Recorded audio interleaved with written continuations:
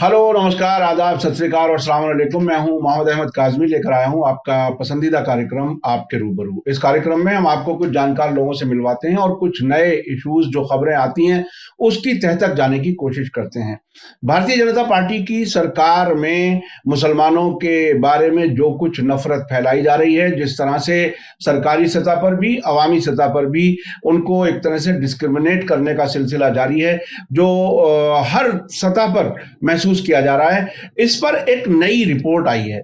वो रिपोर्ट है मुसलमानों का मार्जिनलाइजेशन जो है माइनॉरिटी कंसंट्रेटेड जिलों में, यानी जहां माइनॉरिटीज की तादाद ज्यादा है उन जिलों में क्या हाल है, मुसलमानों के खिलाफ डिस्क्रिमिनेशन कैसा है, इसको जानने के लिए एक रिपोर्ट जारी हुई है अभी 2 दिन पहले प्रेस क्लब ऑफ इंडिया में।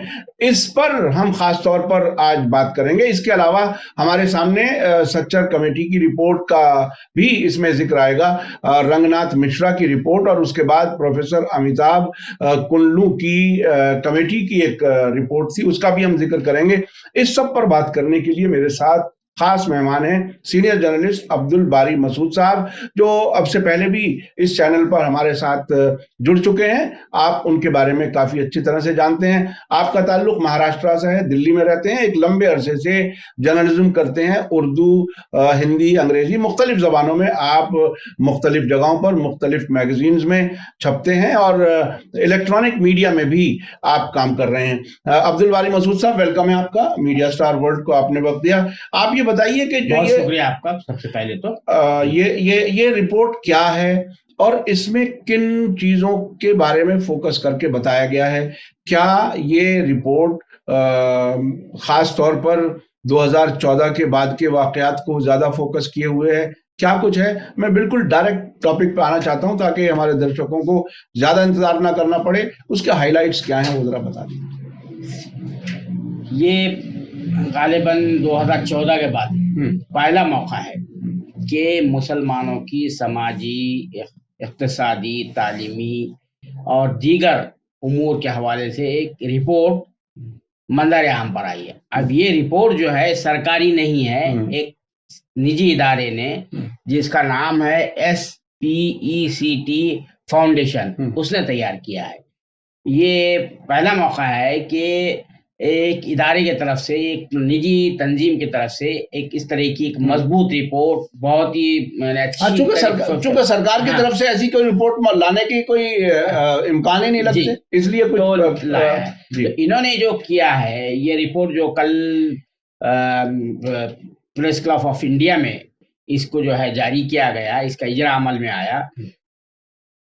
ये रिपोर्ट जो है इन्होंने चंद मखसूस अजला को मुंतखब किया। अब ये मखसूस अजला वो उस फहरिस्त से है।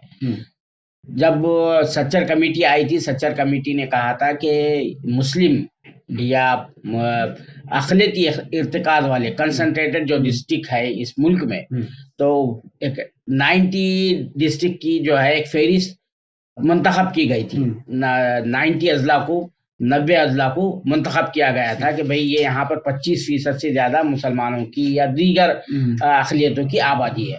तो कहीं पर तो 70% है, कहीं पर 50% है, कहीं पर 40% है, लेकिन एक जो कट ऑफ लाइन जो थी वो 25% होना चाहिए था, 25%।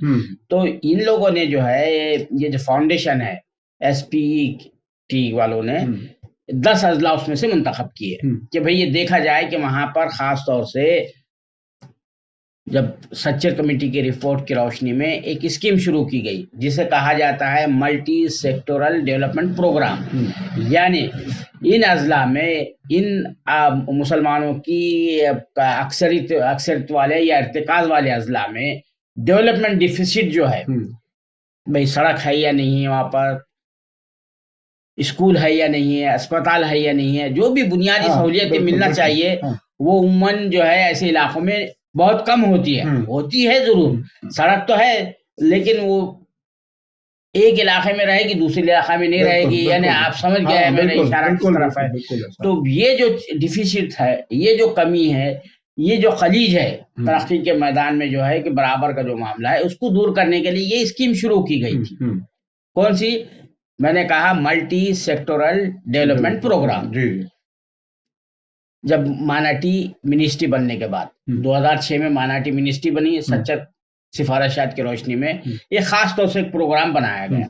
तो उसी का जायजा लेने के लिए कि ये प्रोग्राम जो है उसका कितना इम्प्लीमेंटेशन हुआ है इन अजला में, इन्होंने 10 अजला को मुंतखब किया।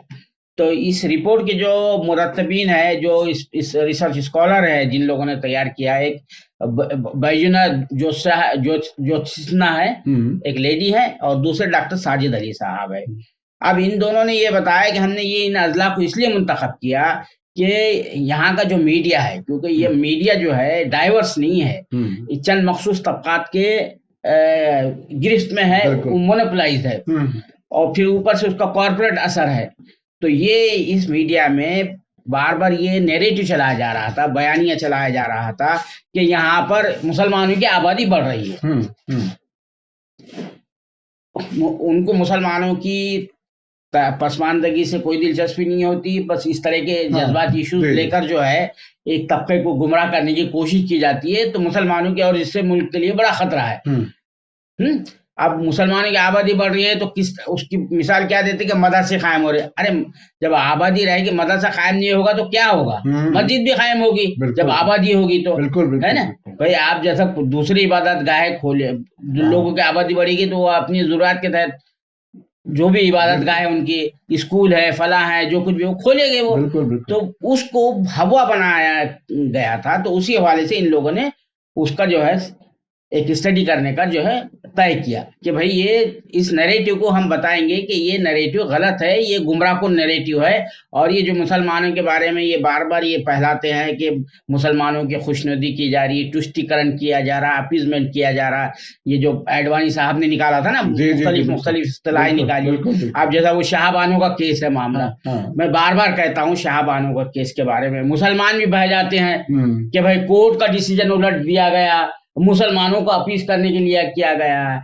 अरे हमने कहा भाई कोर्ट ने जो फैसला दिया था, मामला वो नहीं था, जो एक सेट रूल बनाया गया वो सेट रूल की गलत ताबीर की थी। तो वो ताबीर की जो तो गलत वो पढ़ रहा था, और इससे जो है कोई जो अक्सरियत फिरके का कोई नुकसान थोड़ी हो रहा था, उनको कोई थोड़ी तक पहुंची है। बिल्कुल है ना। आप किस बुनियाद पे कहते हो अपीजमेंट जो है, उनको तो कुछ कहना भी नहीं चाहिए शाहबान के मामले। तो ये जो रिपोर्ट आई है, इन्होंने पूरा वादे तौर पर इन अजला के बारे में बताया कि सबसे पहले आबादी वाला जो हवा खड़ा किया था, बोगी खड़ी की गई थी, उसको बताया कि ये तो बिल्कुल गलत है। बिल्कुल वहां पर जो है क्या कहते हैं, आबादी जो है उल्टे घटी है, कम हो रही मुसलमानों की। यानी उनका जो वो परसेंटेज बताया है, देखिए मैं आपको पढ़ के बता रहा हूँ, जो ग्रोथ रेट, ग्रोथ रेट कम हुआ है। ये जो गैर कानूनी दरअंदाजी का जो मामला हवा खड़ा करते हैं ना कि भाई यहाँ से आ रहे वहां से आ रहे, इस्लामीकरण हो रहा है।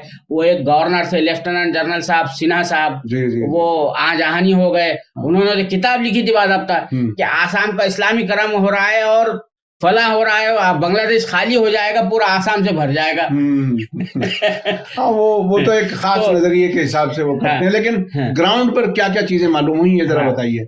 अब ये जो है इन लोगों ने मनरेगा स्कीम जो है, यानी वो 100 दिन का काम देने की जो स्कीम है कि भाई आप हर एक को जो है लाजमी है, आप 100 दिन का काम देंगे, कोई ना कोई काम देंगे। एक स्कीम ये है। प्राइम मिनिस्टर आवास योजना है, जो प्राइम मिनिस्टर के तरफ से मकान बना के देने की चीज। मुख्तलिफ जितने भी सरकारी स्कीमें हैं, तो उनका पूरा जायजा लिया। तो उन्होंने ये पाया कि यहाँ पर हर जगह वहां के जो मुसलमान हैं उनके साथ तासुब हो रहा। अब ये अजला कौन से है, इन्होंने आसाम में 2 अजला लिए, धुबरी और कोकराझार। एक जिला जो है भूटान से मिलता है, उसकी सरहद और कोकराझार का, और आपका जो है कोकराझार का, धुबरी का जो है भूटान से सरहद मिलती है। ठीक है। और इन्होंने सीमाचल बिहार का लिया। ये जो है इसमें सीमाचल में अरियरिया, किशनगंज, उसके बाद आपके पूर्णिया और कटिहार, ये 4 अजला लिए। ठीक है।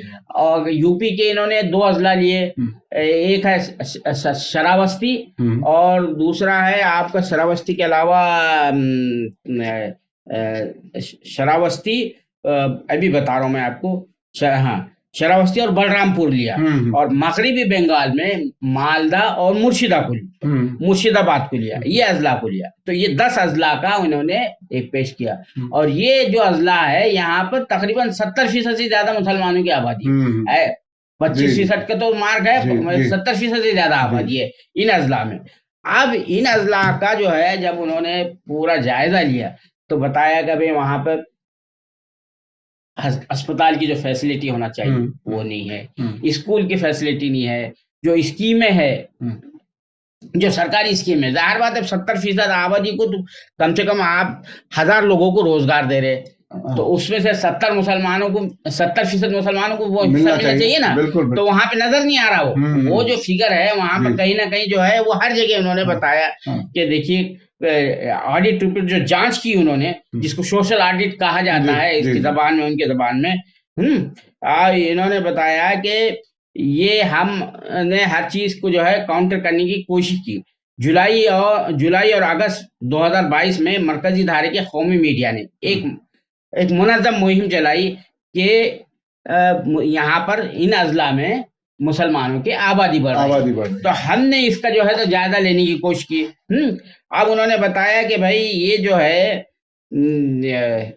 ये देखिए, अब बताया उन्होंने, मैं रिपोर्ट का वो निकाल के बता रहा हूं आपको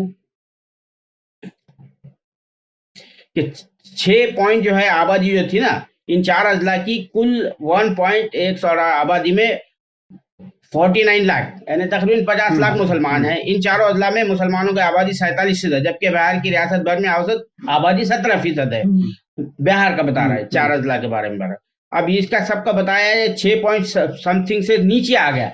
तो वो जो इसका टोटल मतलब अगर आप थोड़ा सा कॉम्प्रिहेंड करके बता सकें कि इसमें कौन कौन से फैक्ट्स किस तरह से आए सामने, तो वो मैं समझता हूँ। ब्रीफ में आप बता दीजिए, फिर कुछ और चीजों पर चलेंगे। प्रधानमंत्री ग्रामीण आवास योजना के बारे में बताया। अब असलियतों को इस स्कीम की तकसीम में मुनज़्ज़म इम्तियाजी सुलूक का सामना करना, ये डिस्क्रिमिनेशन इनको जो है ना इंस्टीट्यूशनलाइज एकदम बाज़ाब्ता, ऐसा नहीं है कि गलती से एक आधे से हो जाए ये हो जाए, है ना एकदम बिल्कुल मुनज़्ज़म अंदाज में, वेल प्लान में ये इसको नहीं देना है। तो अब इसको नहीं देना है तो किस तरह से देना है ये बताया उसने। जो ये इन्होंने बताया कि सिर्फ 31% से ज्यादा फायदा उठाने वाले अक्सर जुमरे हैं जो इन अजला में, लेकिन उनमें सिर्फ 17% लोगों को दिया गया, कारोबार दिया गया, यानी कम से कम लोगों को दिया या नहीं दिया, ऐसी हालत है। अच्छा, मैं अब थोड़ा सा और आगे बढ़ना चाहता हूँ।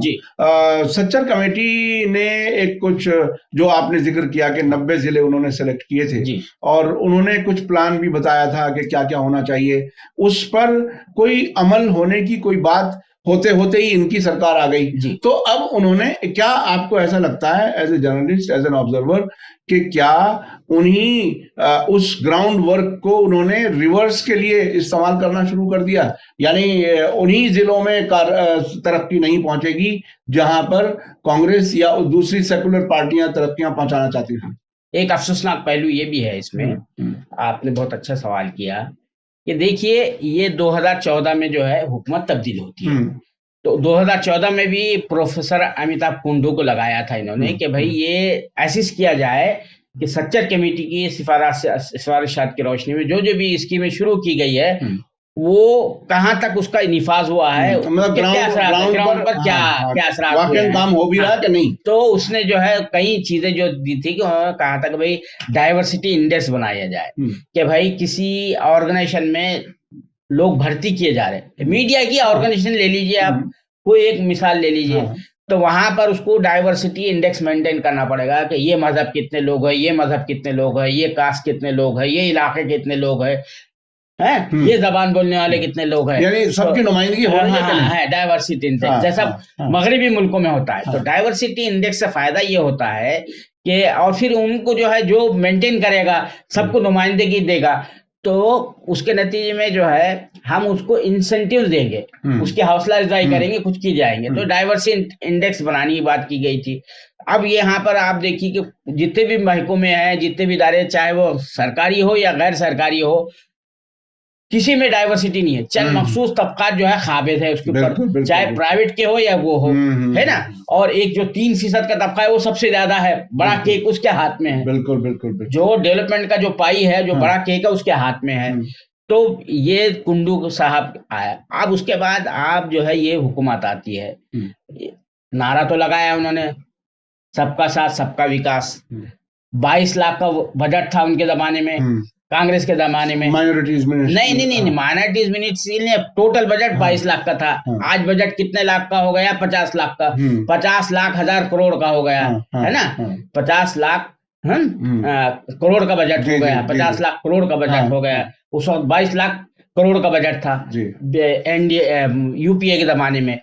अब होना ये चाहिए था कि जो 3635 का जो बजट था, माइनॉरिटी बजट था, वो भी बढ़ना चाहिए था, उतना ही होना चाहिए था ना। 22 लाख वो था, 50 लाख हो गया है आज का जो बजट है 50 लाख करोड़ का है, यानी 2 गुना से ज्यादा हो चुका है। 2 गुना से ज्यादा हो चुका है। तो माइनॉरिटी का जो बजट है, आप देखेंगे हंसेंगे, ऊंट के मुंह में जीरे के मसदाक भी नहीं है, है ना? वो 0.2% है, 0.02% है बजट का, जो टोटल बजट का जो है। तो आप इस तरह से मजाक कर रहे हैं, मुख्तलिफ स्कीमों को कट आउट कर रहे हैं, और फिर दूसरी तरफ कहते हो कि हम सबका विकास सबका चाहते हो। अरे जो विकास जो है, मुल्क जो है, कोई भी मुल्क जो है उसी सूरत में तरक्की कर सकता है जब तमाम तबका सभी की तरक्की हो। सबकी तरक्की हो, वरना एक तबका पीछे ये रह जाएगा। जैसा आप कश्ती की मिसाल देते हैं, आप कश्ती की मिसाल जो है, कश्ती में सब सफर कर रहे हैं, और किसी ने कहा कि भाई वो वहां पर मुसलमान बैठे हुए हैं, कश्ती में सुराख कर दो, तो वो कश्ती सबको लेके डूबेगी, मुसलमानों को नहीं डूबेगी, सभी को लेके डूबेगी।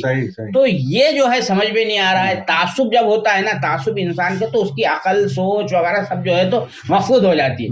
अभी यही देखिए ना, ये जो अतीक अहमद और उसके भाई को जो है दिन दहाड़े मार दिया गया, तो उसके बारे में कुछ बाज मीडिया चैनल ने जब तासुब का शिकार हो जाता, नफरत का शिकार हो, तो कह रहे कि वो उसी ने खुद स्कीम किया था खुद को मरवाने की।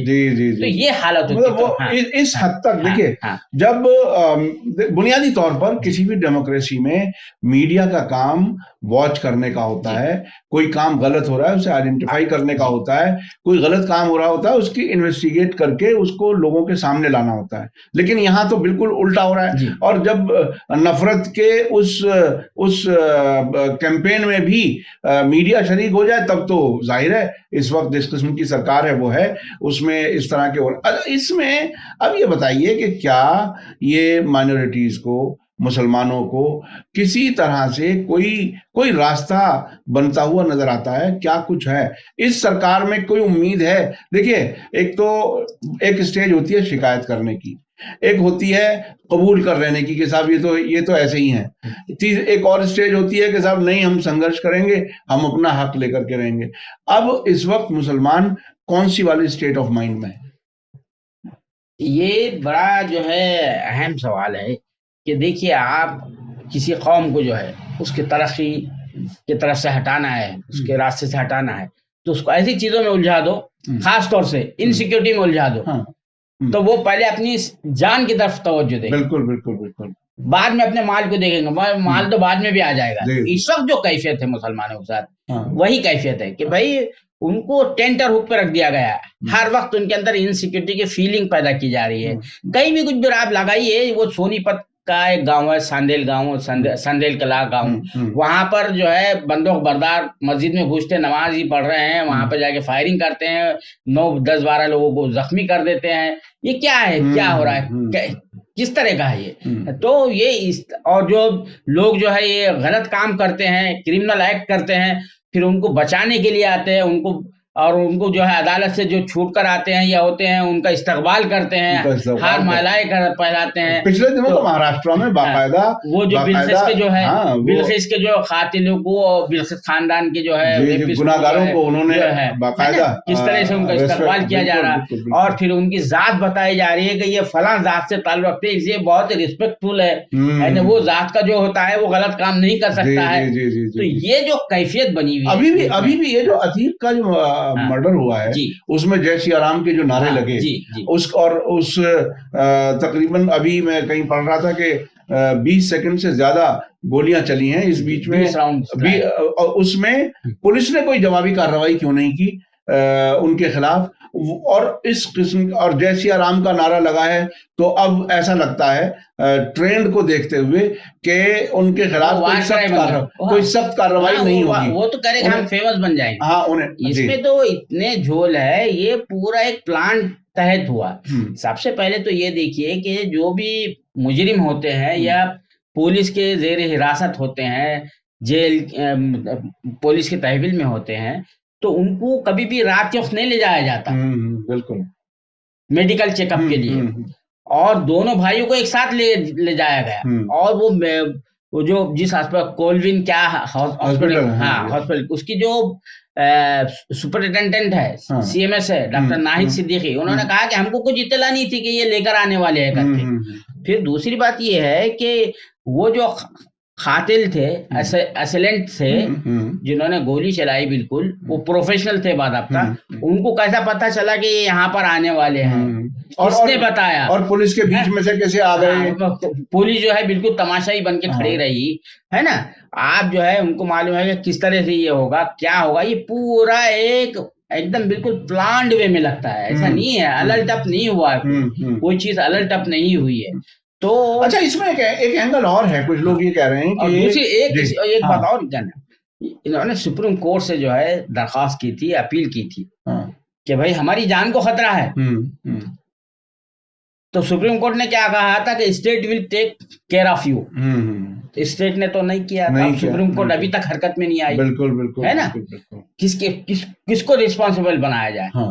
अच्छा, जब सुप्रीम कोर्ट भी ना सुने, जब स्टेट गवर्नमेंट भी सिक्योरिटी ना दे, और वो तो जाहिर है कैद में है, पुलिस पर ही डिपेंड करते हैं, सरकार पर ही डिपेंड करते हैं, तो उनकी जान बचाने की जिम्मेदारी तो बहरहाल सरकार की थी ही, और अदालत ने भी उन्हें वो नहीं दी सिक्योरिटी। अभी मैं एक बात दूसरी समझने की कोशिश कर रहा था कि कुछ लोगों का कहना है कि एक तो ये एंगल है ही मुसलमान हिंदू वाला, इलेक्शन का सीजन है, आगे बहुत कुछ होने वाला है, 2024 है, अभी कर्नाटक भी है, बहुत सी चीजें, क्योंकि एक जगह वाकया होता है, आजकल इलेक्ट्रॉनिक मीडिया के जरिए पूरी दुनिया में बात फैलती है, तो उसका असर लोकलाइज नहीं हुआ करता। तो अब क्या इसमें वो कुछ ऐसे राज अतीक के पास थे जिसकी वजह से उन्हें वो खत्म कराना चाहते थे? ये भी एक एंगल है, क्योंकि इस तरह की भी रिपोर्टें आ रही हैं प्रयागराज से कि कुछ बीजेपी के लीडर्स का भी पैसा अतीक के यहाँ इन्वेस्ट हुआ था, कुछ बीजेपी के लोगों का भी ताल्लुक था। तो क्या वो कुछ राज थे जिनको वो बाहर ना आ पाए? अब उसका बेटा कत्ल हो चुका था, अब शायद वो बोल जाए, तो क्या आपको क्या लगता है? ये एंगल के बारे में तो मुझे ज्यादा मालूमात नहीं है। लेकिन ये बात तो सही है कि जो नफरत के बुनियाद पर अब एक बड़ी रियासत का वजीर आला वो इस तरह की जबान इस्तेमाल करता है कि ठोक देंगे, मिट्टी में मिला देंगे, फ्लोर ऑफ द हाउस कहता है ना, मिट्टी में मिला देंगे, फला कर देंगे। और इसी वजीर आला के दौर में मार्च 2017 से 2021 तक 8,500 इनकाउंटर हुए। यानी इनकाउंटर बोले तो सब फर्जी होते, 8,500 बहुत बड़ा फिगर है। ये तो सिर्फ 2021 तक का फिगर है, 2022 का फिगर नहीं है इसके अंदर। और ये अभी जो 3 महीने हो रहे हैं, ये फिगर नहीं है। तो आप लगाइए कि ये लॉलेसनेस की जो है इंतहा है, जंगल राज जिसको कहा जा रहा है ना, सब जगह कहा जा रहा है जंगल राज है, ये है, फला है।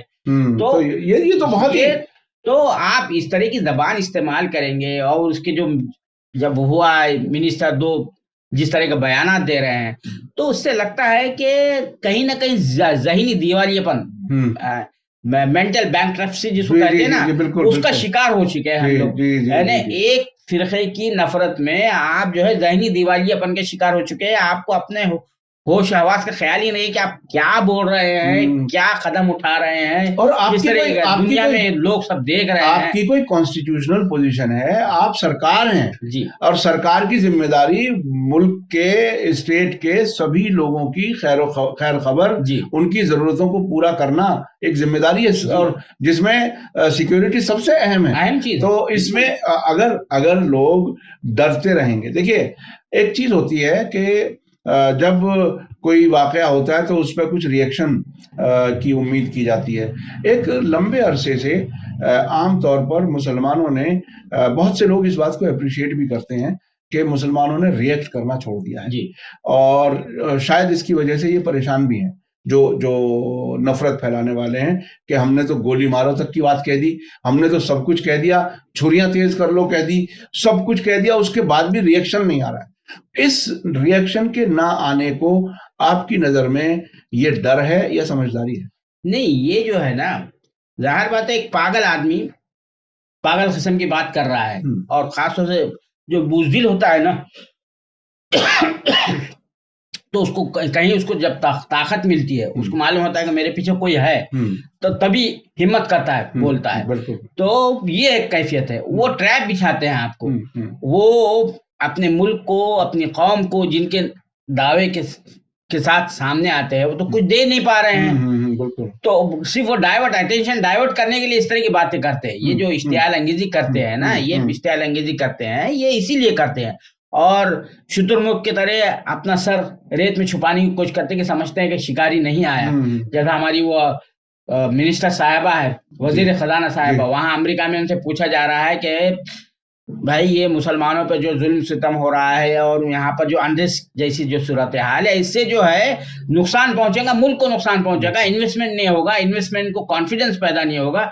तो वो मोहतरमा जो है, बजाय उसको एडमिट करने के कि भाई हमारी हुकूमत इसको कोशिश कर रही है ये हालात को बेहतर करने की, वो कहती है कि ये सब गलत बात है, मुसलमानों की आबादी बढ़ रही है। अरे मुसलमान खुशहाल हैं, इसलिए बच्चे पैदा कर रहे हैं। ये देखिए कितनी जवाब है, कितनी बेहुदा। ये देखिए, ये वही मिनिस्टर है जिन्होंने कहा था मैं तो प्याज नहीं खाती, मैं तो ये नहीं खाती, कोई बात नहीं, महंगी हो जाए। तो इस किस्म से अपने आप को अलूफ रख करके हुकूमत चलाने वाले लोग, एक आदमी कहे मैंने तो शादी नहीं की, मेरे यहाँ तो बीवी नहीं है, तो इसलिए मैं मुझे क्या फिक्र है, घर कैसे चलता है। तो इस किस्म के गैर जिम्मेदार किस्म के लोग अगर मुल्क पर हुकूमत करें, और वो बीच में आपको वो कर रहा हूँ, वो जो वाकया याद आता है ना, इनकलाब फ्रांस जो आया, वो मलिका से पूछा, लोग जो है तो मुजाहरा कर रहे थे आकर, तो कहा कि क्यों, पूछा मलिका ने पूछा क्यों मुजाहरा कर रहे, क्या मामला, क्यों एहतजाज कर रहे हैं लोग। तो उन्होंने कहा कि भाई वो ब्रेड नहीं है, अब ब्रेड वहां पे रोटी के लिए कहते हैं, ब्रेड नहीं है, अब हमारे पास ब्रेड का एक तस्वीर अलग आ गया है। जी है ना। तो उसने कहा कि ब्रेड नहीं है, तो अच्छा ब्रेड नहीं है तो उनको कहना केक खाओ।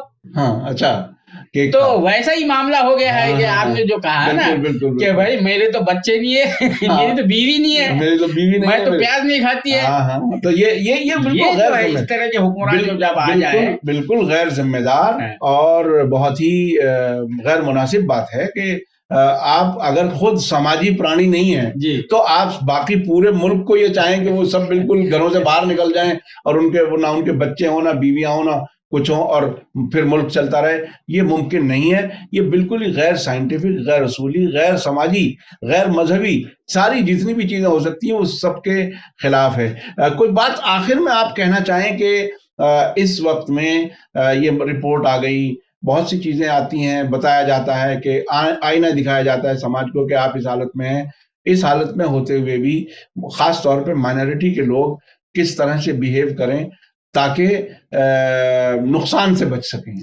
ये इस तरह की जो रिपोर्ट है ना, ये मार्जिनलाइजेशन हो रहा है कि ये ऐसी मुसलमान बहुत कम काम होता है। जी। ये मुसलमानों की जो तंजीमें है ना, वो सिर्फ हवाई बातें करती है, या जो है उनका कोई ठोस काम नहीं होता। प्रेस कॉन्फ्रेंस की, अखबारों में खबर छपवाई और चले गए, मिनिस्टर साहब से मिलते हैं, अपनी तस्वीरें छपवाते हैं, हमने ये कहा, हमने वो कहा, फला कहा, है ना, जो है इस तरह। और जिसने बात की वो एक बात नहीं कह रहा कि मैंने कुछ कहा, मैंने कुछ कहा। अब जो है भाई आप वो कह रहे हैं कि मॉब लिंचिंग पर जो है कहा कि भाई एक्ट बनाइए आप, तो बोले क्या जरूरत है, आप हमको बताओ किस पे मर्डर का चार्ज नहीं लगाया है, तो बोले हम सीरीज भेजेंगे आपको, मर्डर जो है कितने केसेस में मर्डर का चार्ज नहीं लगा, फेरिस भेजेंगे।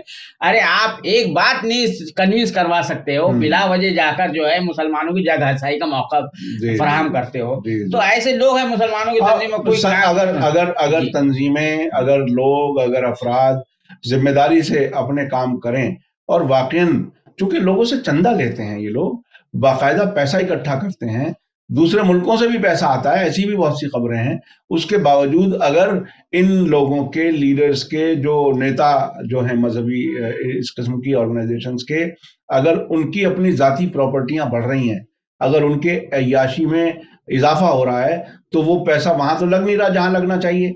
और कोई अक्लमंदी का काम नहीं होगा, कोई मीडिया के लिए पे काम नहीं होगा, सेहत के लिए काम नहीं होगा, एजुकेशन पे काम नहीं होगा। ईद मिलन की तकरीब रखेंगे, 5 स्टार होटलों में रखेंगे, जी जी जी, वो मिल्लत के पैसे पे रखेंगे, और अपने जेब के पैसे तो नहीं रखेंगे। उतने ही पैसे में पूरे साल की कम से कम 100 बच्चों की अच्छी पढ़ाई का इंतजाम हो सकता है, वो नहीं करेंगे। तो ये है हमारे लोग जो हैं वो किस तरह से कौम के नाम पर, हमदर्द होने के नाम पर क्या कुछ एक तरह से डाका डाल रहे हैं हमारे आपके सबके उस पैसे का। और उसी तरह से सियासी लोग हैं जो सरकारें चला रहे हैं, वो अपनी मर्जी से लूट मचा रहे हैं। तो ये एक पूरी हर तरफ से लूट है, और हमारे आपके बिल्कुल बिल्कुल, और हमारे आपके जो जरूरतें पूरी होनी थी जिस पैसे से, उसको दूसरे लोग, चाहे वो मजहबी लीडर हों या सियासी लीडर हों, ये अपने अपने तरीके से इस्तेमाल कर रहे हैं या मिसयूज कर रहे हैं, कहा जा सकता है। बहरहाल बहुत ही अफसोसनाक सूरत हाल है। बात आखिर में फिर वहीं आती है कि हमें जागरूक रहना चाहिए, बेदार रहना चाहिए, और सवाल करने की आदत होनी चाहिए कि आखिर जो लोग गलत रास्ते पर जा रहे हैं उनसे सवाल किया जा सकता है, उन्हें ये एहसास होना चाहिए। बहुत बहुत शुक्रिया जनाब अब्दुल बारी मसूद साहब, आपने वक्त दिया, बहुत बहुत शुक्रिया। इसी के साथ मुझे दीजिए इजाजत, धन्यवाद, शुक्रिया, जय भारत, जय हिंद। मीडिया स्टार वर्ल्ड के और वीडियो देखने के लिए हमारे चैनल को सब्सक्राइब करें और सीधे नोटिफिकेशन पाने के लिए बेल आइकन दबाएं। और अगर हमारी खबर सच्ची और अच्छी लगे तो अपने व्हाट्सएप, इंस्टाग्राम, फेसबुक और ट्विटर अकाउंट पर जरूर शेयर करें।